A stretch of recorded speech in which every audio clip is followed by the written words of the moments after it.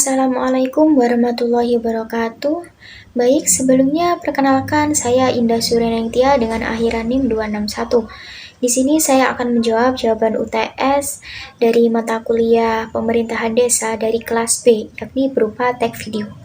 Baik, untuk mempersingkat waktu, langsung saja kita mulai kepada pembahasannya. Soal yang pertama, yakni Pasal 18B Ayat 2 Undang-Undang Dasar Negara Republik Indonesia tahun 1945 mengamanatkan bahwa negara mengakui dan menghormati kesatuan-kesatuan masyarakat hukum adat beserta hak-hak tradisionalnya sepanjang masih hidup dan sesuai dengan perkembangan masyarakat dan prinsip negara kesatuan Republik Indonesia yang diatur dalam undang-undang. Dari Pasal 18B Ayat 2 Undang-Undang Dasar Negara Republik Indonesia tahun 1945, salah satunya adalah melahirkan pengaturan tentang desa dan desa adat melalui undang-undang. Berikan analisis saudara apa saja yang menjadi tujuan pengaturan desa melalui pengaturan perundang-undangan. Jawabannya adalah, menurut analisis saya, yakni pengaturan desa melalui peraturan perundang-undangan sebagaimana diamanatkan dalam Pasal 18B Ayat 2 Undang-Undang Dasar Negara Republik Indonesia tahun 1945, yang merupakan bentuk konkret dari pengakuan negara terhadap eksistensi masyarakat hukum adat dan hak-hak tradisionalnya. Secara substansif, tujuan pengaturan ini tidak sekedar administratif, melainkan juga ideologis dan juga sosiologis. Negara berupaya mengembalikan marwah desa sebagai entitas sosial politik yang memiliki hak asal-usul dengan memperkuat posisi desa dalam sistem ketatanegaraan melalui rekognisi, subsidiaritas, dan afirmasi. Dalam hal ini, undang-undang berfungsi sebagai instrumen untuk dapat menjamin kepastian hukum bagi desa dalam menyelenggarakan pemerintahan, pembangunan, pembinaan, sosial, serta pemberdayaan masyarakat secara otonom dan partisipatif. Lebih jauh, pengaturan desa bertujuan menciptakan ruang bagi revitalisasi nilai-nilai lokal, pelestarian adat istiadat, serta kearifan budaya yang selama ini menjadi fondasi kehidupan masyarakat. Hal ini tentu saja menjadi sangat penting dalam konteks globalisasi dan modernisasi yang berpotensi untuk dapat mengerus identitas lokal. Selain itu, melalui pengakuan terhadap desa dan desa adat, negara mendorong model pembangunan dari bawah, bottom-up development, dengan menetapkan desa sebagai subjek, bukan sekedar objek pembangunan. Alokasi dana desa, penguatan kelembagaan, serta pengaturan kewenangan berbasis lokalitas merupakan strategi yang sistematif untuk dapat memperkecil disparitas antar wilayah dan mewujudkan keadilan sosial. Dari sisi demokrasi, pengaturan desa melalui undang-undang juga bertujuan untuk dapat membangun demokrasi yang substansial dan juga partisipatif. Mekanisme musyawarah desa, keberadaan Badan Permusyawaratan Desa atau BPD, dan sistem pemilihan kepala desa secara langsung merupakan bentuk konkret dari demokratisasi di tingkat akar rumput. Lebih dari itu, pengaturan desa mengafirmasi pentingnya harmonisasi antara tradisi dan juga modernitas, serta mengajak desa untuk tidak sekedar bertahan, tetapi juga adaptif terhadap perubahan zaman, termasuk perkembangan teknologi, ekonomi digital, dan transformasi sosial. Dengan demikian, pengaturan desa bukan hanya urusan teknokratis, melainkan bagian dari upaya strategis membangun negara dari pinggiran secara berkelanjutan, inklusif, dan berkeadilan, sejalan dengan semangat konstitusi dan cita-cita reformasi. Soal nomor 2, yakni desa adalah desa dan desa adat atau yang disebut dengan nama lain. Selanjutnya disebut desa adalah kesatuan masyarakat hukumnya memiliki batas wilayah yang berwenang untuk mengatur dan mengurus urusan pemerintahan, kepentingan masyarakat setempat berdasarkan prakarsa masyarakat, hak asal-usul, dan atau hak tradisional yang diakui dan dihormati dalam sistem pemerintahan negara kesatuan Republik Indonesia.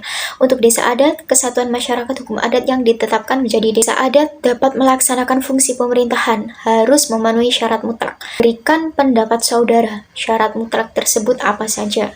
Jawabannya adalah, menurut hasil analisis saya, Syarat mutlak bagi kesatuan masyarakat hukum adat agar dapat ditetapkan sebagai desa adat dan melaksanakan fungsi pemerintahan setidaknya mencakup beberapa aspek mendasar yang sejalan dengan prinsip pengakuan negara terhadap eksistensi masyarakat hukum adat.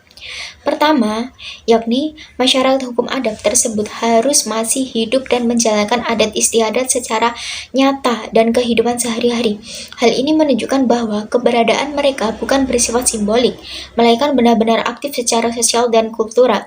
Kedua, desa adat harus memiliki wilayah yang jelas dan diakui secara adat, karena wilayah menjadi basis teritorial dalam menjalankan pemerintahan dan perlindungan hak-hak kolektif masyarakat adat. Ketiga, harus terdapat struktur kelembagaan adat yang diakui oleh komunitasnya, seperti pemangku adat atau lembaga adat lainnya, yang berfungsi menjalankan fungsi pemerintahan dan sebagai representasi resmi masyarakat adat dalam hubungan dengan pemerintah. Selain itu, syarat penting lainnya adalah keberadaan hukum adat yang masih berlaku dan dijadikan pedoman dalam kehidupan masyarakat, termasuk dalam penyelesaian sengketa secara adat. Tidak kalah penting, penetapan desa adat juga harus mendapat pengakuan formal dari pemerintah daerah melalui proses identifikasi dan verifikasi yang cermat untuk memastikan legalitas dan keberlanjutannya. Yang terakhir adalah seluruh tatanan adat dan kelembagaan tersebut tidak boleh bertentangan dengan prinsip Negara Kesatuan Republik Indonesia, Pancasila, Undang-Undang Dasar Negara Republik Indonesia tahun 1945, serta harus menjunjung tinggi hak asasi manusia. Dengan memenuhi syarat-syarat ini, pengakuan terhadap desa adat menjadi bentuk konkret dari penghormatan negara terhadap keragaman budaya, serta jaminan atas hak masyarakat hukum adat untuk dapat menjalankan otonominya secara bermartabat dan berkelanjutan dalam bingkai negara hukum modern. Soal yang ketiga, yakni berikan pendapat saudara bagaimanakah kedudukan desa sebagai subjek pembangunan serta berikan contohnya di desa saudara masing-masing. Baik, menurut pendapat dan juga hasil analisis saya, yakni kedudukan desa dalam pembangunan ini telah mengalami pergeseran yang signifikan dari yang sebelumnya lebih banyak diposisikan sebagai objek pembangunan, kini mulai diakui sebagai subjek pembangunan yang aktif dan juga mandiri.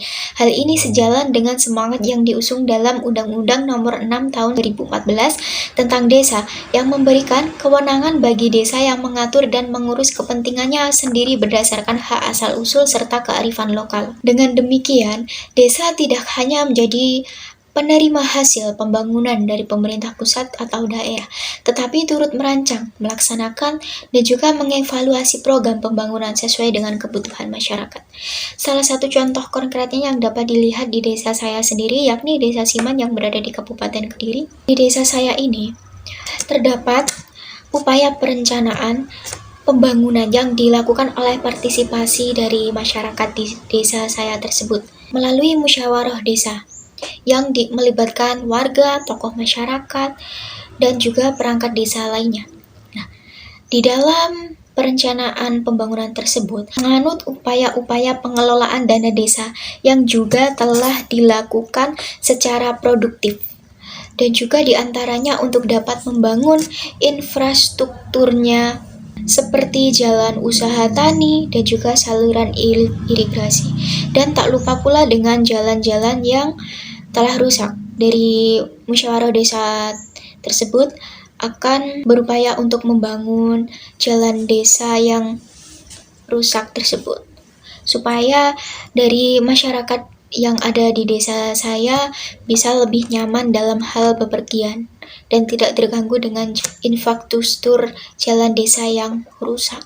Nah, tak lupa pula juga mendukung program padat karya yang menyerap tenaga kerja lokal.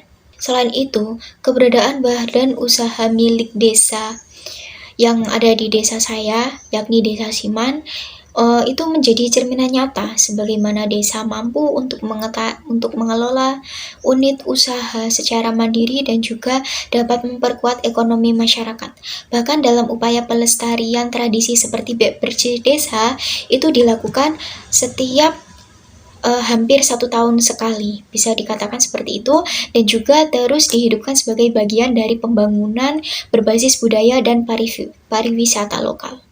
Berdasarkan hal tersebut dapat disimpulkan bahwa desa memiliki peran strategis sebagai subjek pembangunan yang tidak hanya menerima tetapi juga menciptakan perubahan dari dalam dengan potensi dan juga karakteristik wilayahnya.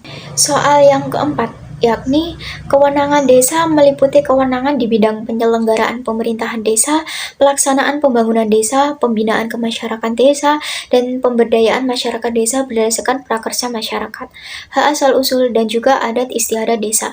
Jelaskan dan berikan contoh bagaimana untuk pembinaan kemasyarakatan tersebut. Jawabannya adalah, menurut hasil analisis saya, yakni pembinaan kemasyarakatan desa merupakan kewenangan yang bertujuan untuk dapat meningkatkan kualitas hidup masyarakat melalui kegiatan yang mencakup aspek sosial, budaya, keagamaan, dan juga lainnya. Sesuai dengan Undang-Undang Nomor 6 Tahun 2014 tentang Desa, kewenangan ini melibatkan masyarakat secara langsung dalam merancang dan juga melaksanakan program yang relevan dengan kebutuhan mereka, sesuai dengan hak asal-usul dan juga adat istiadat desa. Contoh konkretnya yakni pembinaan kemasyarakatan desa dapat dilihat melalui kegiatan Linmas untuk dapat menjaga keamanan, pengajian rutin atau pelatihan dai di bidang keagamaan, dan juga Karang Taruna untuk mengembangkan potensi pemuda desa tersebut. Nah, contoh lainnya yakni seperti yang sudah saya jelaskan tadi, yakni di desa saya, Desa Siman, itu terdapat kegiatan program posyandu dan juga kelas ibu hamil yang bekerja sama dengan puskesmas setempat.